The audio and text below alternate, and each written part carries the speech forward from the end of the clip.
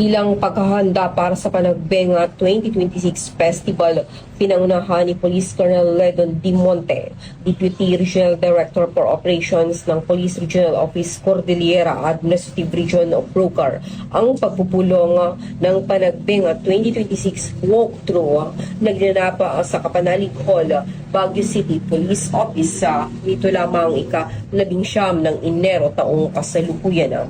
Ang pagpupulong ay dinaluhan ni Police Colonel Arnold D. Rezote, Chief ng Regional Operations Division ng Brocar, at si Police Colonel Roel D. Tagal, City Director ng Baguio City Police Office, kasama ang mga miyembro ng Command Group ng Baguio CPO. Kani-kanilang mga kawani at tauhan at mga kinatawan mula sa mga kasosyong ahensya at mga grupo ng voluntaryo.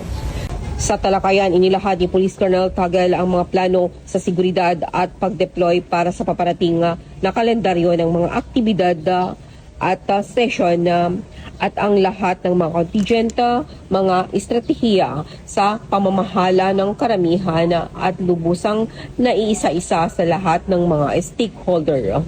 Katapos ng pagpupulong, sina Police Colonel Monte at Police Colonel Tagal ay kinapanayam ng media correspondent ng UNTV kung saan itinampok nila ang mga paghahanda sa seguridad ng Philippine National Police o PNP para sa Panagbenga 2026 at mga kaligtasan ng publiko, at hinimok ang publiko na manatiling mapagmatsyag at sundin ang mga protocol sa kaligtasan para sa isang ligtas at kaaya-ayang pagdiriwang.